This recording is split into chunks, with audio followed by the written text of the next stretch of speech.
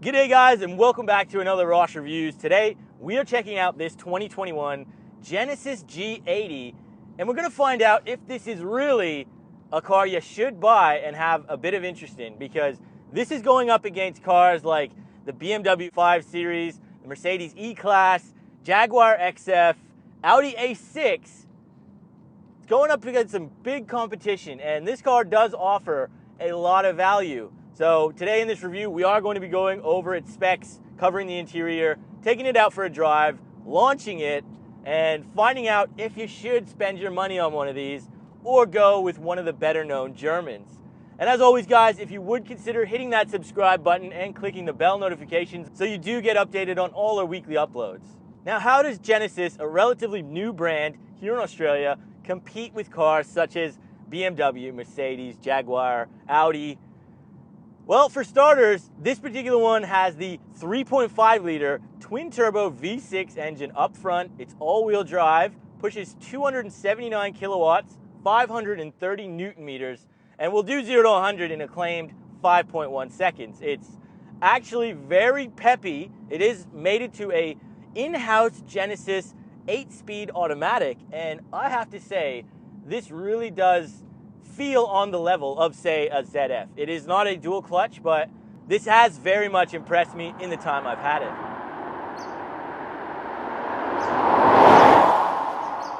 We can also get this Genesis in a 2.5 liter 4-cylinder turbo if you don't want all that power. That will give you about 224 kilowatts and about 422 Newton meters of torque, rear wheel drive only, and it does get the same 8-speed automatic, which is a good thing. Now price, if you're gonna get the base one, like we just mentioned, it's gonna set you back about 85 grand here in Australia. The one I'm sitting in today, you're talking about 100K. And that might sound like a huge amount of money, especially to a new brand that is trying to compete with Mercedes, BMW, Audi. It does get a staggering amount of standard kit.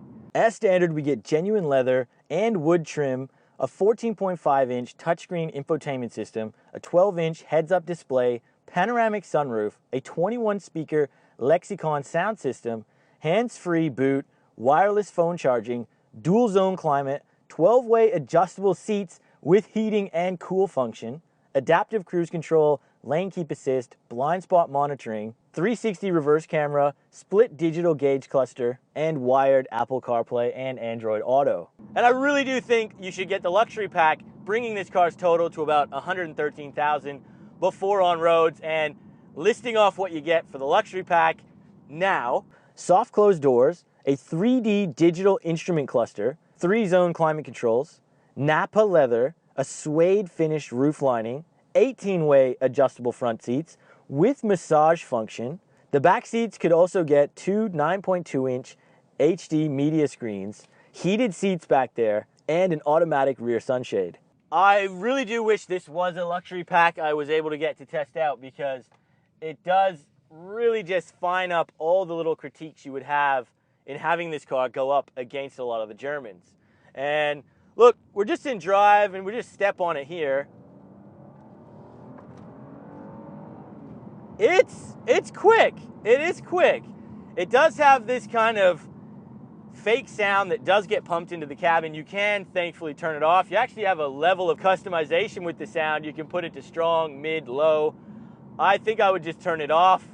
And when you do first get in this car, it is a beautiful place to be.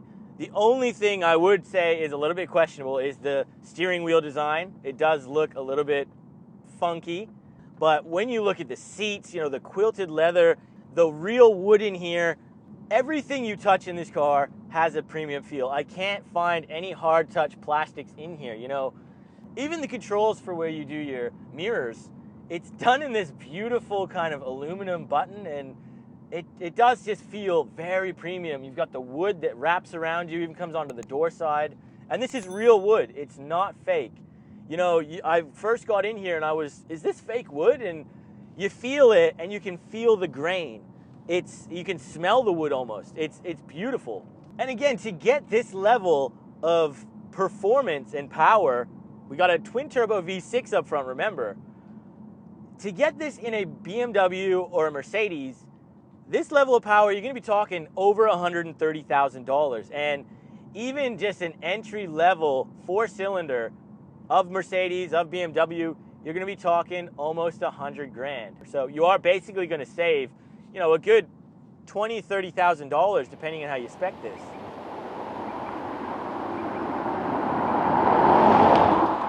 Now we do have a couple of different drive modes we can go through. So comfort, we have sport, eco, and custom. So we can actually change to our own personal settings if we would like to. And I gotta say, I have basically just been leaving it in comfort or eco, and all of them kind of feel very similar to me.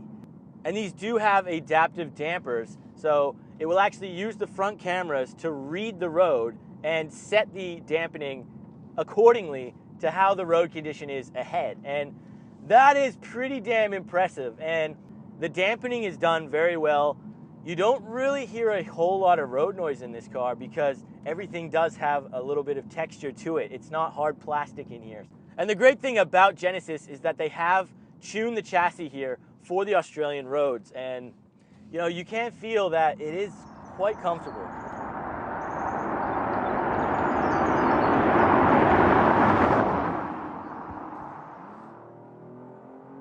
You get on it, it's plenty of go. It does have plenty of go.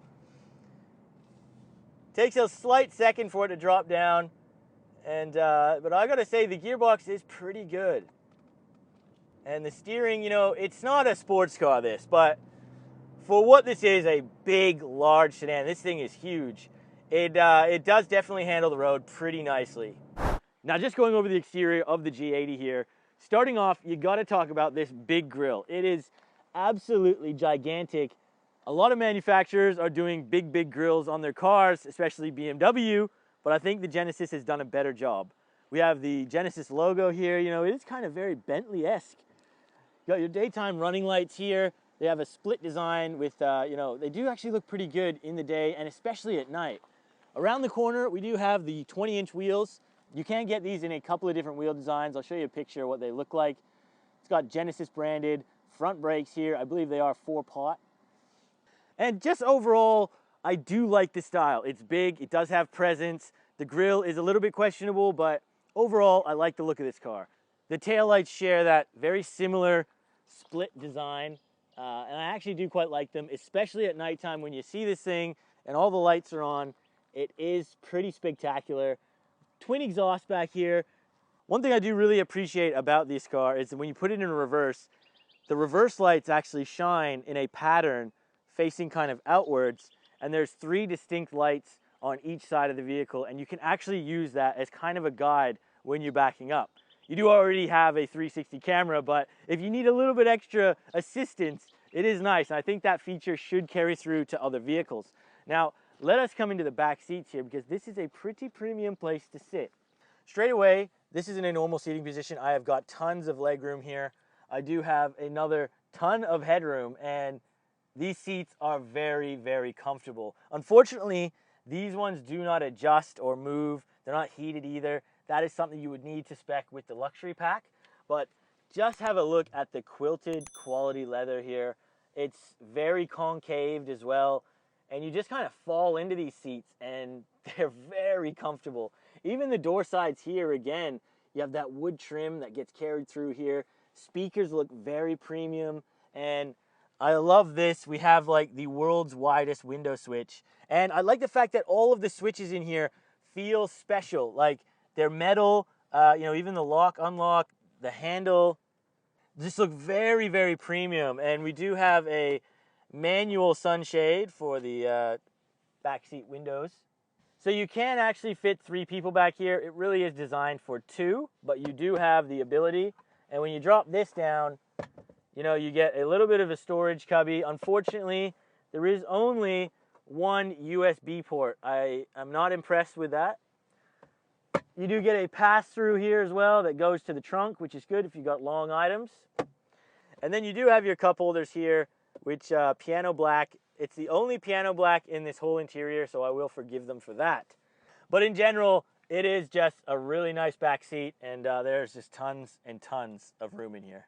Another point to mention is that Genesis, being a new brand here in Australia, they are actually offering 5 years or 50,000 kilometers complimentary servicing. So that is a big benefit to consider if you're going to buy one of these, because that is going to save you a significant amount. And you also will get a 5-year unlimited kilometer warranty with this vehicle, which is more than you can say with the German brands. Now, fuel economy, it is claimed at 10.7 liters. I have not been achieving that. I am averaging about 16 liters per 100 Ks, and I have been putting it through its paces. So just bear in mind that this thing is going to be thirsty, and it is weighing in just over 2 tons. So it is no small car. Drop it down into first.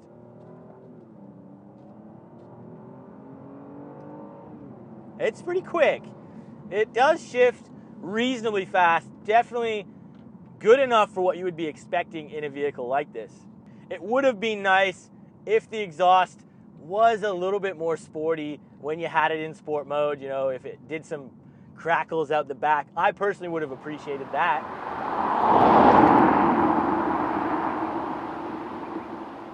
And talking about this big infotainment system we do have, it does feel very nice. You know, the screen quality is superb.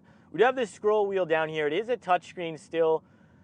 It's very far away though. I do find that they could have maybe brought that a little bit forward, but you know, the scroll wheel is pretty easy to use. That is the only issue I have with this vehicle. I feel like the scroll wheel could have felt better quality. It does have this nice texture to it, and you can actually use the center of it to swipe and move through the things as well. And if you're going to type in on the navigation, you can actually spell out letters with using that kind of trackpad in the middle, which is kind of nice. But it does have just a little bit of a cheap sound to it, and it doesn't feel weighty enough. I would like that to be a little bit more weighty, like it is with the gear selector. The gear selector has that nice feel to it, a heavy feel to it. I just wanted the scroll wheel to feel a little bit more heavy. Now, when you use the lane keep assist in this car, we have adaptive cruise again, like I mentioned, and this is a system that is actually probably one of the better ones that I've used. I actually do trust this. I've used it on the freeway a few times, and it does seem to do a very good job. Now, I did test this when it was pouring rain one night, and it did get a little bit sketchy on me, so it's kind of got to be a nice night or a clear day, but it's done a very good job of turning this vehicle. Like autonomous driving, it basically is, and cameras on this car are top-notch. Now, 0 to 100, guys, let us pull over here on this back road. I don't believe this has a launch control feature, which is to be expected. Let's put it into sport mode, and we are going to turn traction control completely off. And here we go. So, 3, 2. Oof. The shifts definitely felt a little bit more aggressive there. Wow. Maybe that's something to do with having the traction control off here. So let us pull over and have a look at what that time was. 0 to 100 was achieved in 5.5 seconds, and that is pretty damn impressive from a 2-ton vehicle with 279 kilowatts. Yeah, I think you could definitely get 5.1 if you were on the right road and you just nailed all the shifts. Definitely probably could. So yeah, it's pretty rapid, this car. So, in conclusion, is the Genesis G80 better than a well-equipped BMW, Mercedes, or Audi? No, not quite. But for the level of impressive features and performance, the G80 represents incredible value for someone who is looking at an entry-level German competitor. With a better warranty and over 100 kilowatts more power than the base model competition, for the same money, it's truly a great car to drive, and in my time with it, the amount of attention it got was astounding. This is a fantastic vehicle that offers great value for buyers who are not afraid of a new brand. The G80 might not be perfect, but for the money, it's one hell of a package. Thanks for watching.